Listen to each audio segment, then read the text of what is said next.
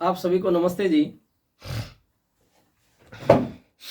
आप सभी ने महर्षि चरक का नाम सुना होगा। उनकी एक कहानी मैं आप सभी के समक्ष रखना चाहूँगा, ध्यान से सुनिएगा। बहुत ही प्रेरणादायी कहानी है। जैसे महर्षि चरक ने आयुर्वेद के जानकार हैं, विद्वान हैं और काफ़ी ग्रंथ वो लिख चुके हैं। तो एक दिन महर्षि चरक जी सोचते हैं कि मैंने आयुर्वेद के ऊपर स्वास्थ्य से संबंधित काफ़ी चीज़ें लिख चुका हूँ, काफ़ी शोध भी मैं कर चुका हूँ। क्यों ना एक बार जनमानस के बीच में डॉक्टर चिकित्सक के पास जाकर मैं पता करूँ कि उनका पालन हो रहा है कि नहीं हो रहा, वो जानते हैं कि नहीं जानते हैं, या जो मैंने लिखा है वो कहीं सब व्यर्थ तो नहीं है। तो वो एक अजीब सा भेष बनाते हैं जिससे वो कोई उनको पहचान ना पाए।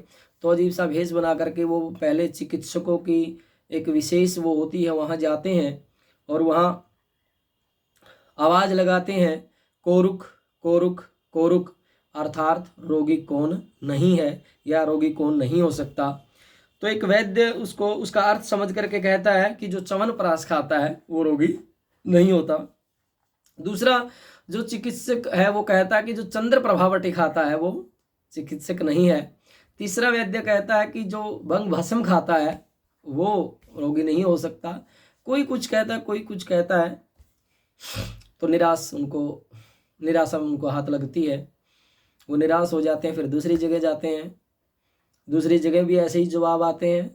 तीसरी जगह जाते हैं, निराश हो जाते हैं। फिर वो सोचते हैं कि जो मैंने लिखा है, जो मैंने शोध किया है, कि क्या केवल इसलिए कि अनाप शनाप की दवाइयाँ खा खा करके, औषधियाँ खा करके वो पेट में जमा हो जाए, क्या केवल पेट इसलिए बना है कि वो इतनी दवाइयाँ उसमें इकट्ठी हो जाएंगी।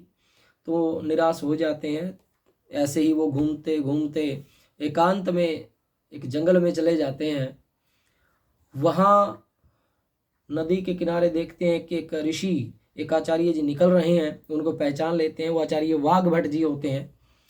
और वहाँ पर भी वो आवाज़ लगाते हैं, यही कोरुक कोरुक, अर्थात रोगी को नहीं है। आचार्य वाघ भट्ट जी वो आवाज़ सुन करके समझ करके उत्तर देते हैं, हित भुक रित भुक मित भुक। तो उनको बड़ी संतोषजनक जवाब उनको मिल गया। जब वो कहीं से जवाब नहीं मिल रहा था, उस पूरी जगह वो निराश हो चुके थे, वहाँ से उनको ये जवाब मिल जाता है, हितभुक मितभुक और रितभुक। अब वो अपने ओरिजिनल उसमें मूल वेश में आ जाते हैं और वो आचार्य वाघभट जी से बात करते हैं कि आपने बहुत अच्छा जवाब दिया है, हितमुख रितभुक मितभुक। तो इसका अर्थ क्या है? तो वो कहते हैं कि जो व्यक्ति अब इसलिए खाता है कि उसे जीभ का स्वाद चाहिए या वो खाने के लिए जी रहा है, ऐसा नहीं होना चाहिए। व्यक्ति को खाने के लिए नहीं जीना है, जीने के लिए खाना है। और अनाप शनाप चीज़ें पेट में इकट्ठी नहीं करना है। वो खाना खाना है जो आपके लिए हितकारी है, जो आपको लाभ दे, जो मित है, जो रित है, ऋतु के अनुसार भोजन करे। और मन के अनुसार उनका मतलब है यही कि जो हितकारी है, रोज हितकारी है, तो वो सोच विचार करके हितभुक रितभुक और मितभुक, मतलब इतना भी ठूस ठूस करके ना खाए कि उसको पछताना पड़े। और मौसम के ऋतु के अनुसार वो खाए जिससे कि उसका स्वास्थ्य ठीक रहे। जब वो व्यक्ति ऐसे सोच विचार कर खाना खाता है, केवल जीभ के स्वाद के चक्कर में खाना नहीं खाता, जीने के लिए वो खा रहा है, ना कि खाने के लिए जी रहा है, तो वो स्वस्थ रहता है। तो ये कहानी थी, ये कहानी इस पुस्तक में से थी, बोध कथाएं। ऐसी एक हमारे पुस्तक है बोध कथाएं। ये बोध कथाएं अलग पुस्तक है, ये बोध कथाएं अलग पुस्तक है।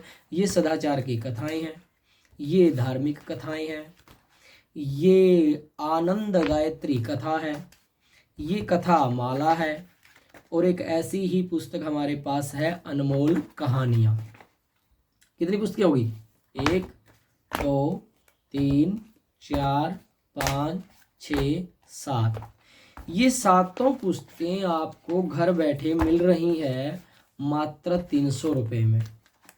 इन कहानियों के माध्यम से, इन कथाओं के माध्यम से हमें स्वास्थ्य की भी जानकारी मिलेगी, हमें संस्कारों की भी जानकारी मिलेगी, और हमें बुराइयों से बचना है, उसके बारे में भी कहानियों के माध्यम से हमें प्रेरणा मिलेगी। ये सातों पुस्तकें आपको घर बैठे मिल रही है मात्र 300 रुपये में। ऋषि वाणी प्रकाशन आपको भारत के किसी भी कोने में जहाँ कोरियर पोस्ट ऑफिस की सुविधा उपलब्ध है, आप वहाँ ये पुस्तकें मंगवा सकते हैं, जो आपको घर बैठे मिल रही 300 रुपये में। और ऋषि वाणी प्रकाशन का व्हाट्सएप नंबर नोट कर लीजिए, 7357640428। हाँ, व्हाट्सअप कीजिएगा। फ़ोन यदि नहीं उठा पाते तो आप व्हाट्सअप जरूर करिएगा, फ़ोन भी आप कर सकते हैं। ऋषि वाणी प्रकाशन आप सभी के समक्ष ये ऐसे पुस्तकें, प्रेरणादायी मोटिवेशनल बुक्स आपके समक्ष लेकर के आता रहता है। बार बार आपसे एक ही निवेदन है, सत्य साहित्य का प्रचार प्रसार कीजिए, खुद कीजिए, दूसरों के माध्यम से कीजिए। लेकिन हमारे युवाओं के पास, हमारे विद्यार्थियों के पास, हमारे बालकों के पास, हमारी संतानों के पास और हमारे घर में ऐसी प्रेरणादायी पुस्तकें होनी चाहिए। अच्छा पढ़ेंगे तो अच्छा बनेंगे, अच्छे माहौल में रहेंगे तो अच्छा बनेंगे, और सभी समस्याओं का समाधान एक ही है कि प्रत्येक व्यक्ति श्रेष्ठ बन जाए, अच्छे और बुरे का उसको पहचान हो, सही और गलत के निर्णय करने में वो सक्षम हो, ताकि यह विश्व दोबारा से पूरी तरीके से सुख, शांति और वैभव को प्राप्त करे। आपने हमारे YouTube चैनल को सब्सक्राइब कर दिया, बहुत बहुत धन्यवाद। और यदि सब्सक्राइब अभी नहीं किया है तो कृपया करके आप सब्सक्राइब कर दीजिए। हमारे फेसबुक पेज को भी आप लाइक कीजिए, फॉलो कीजिए, शेयर भी कीजिए अपने फ्रेंड्स को, अपने मित्रगणों को, रिश्तेदारों को हमारा लिंक भेजिएगा।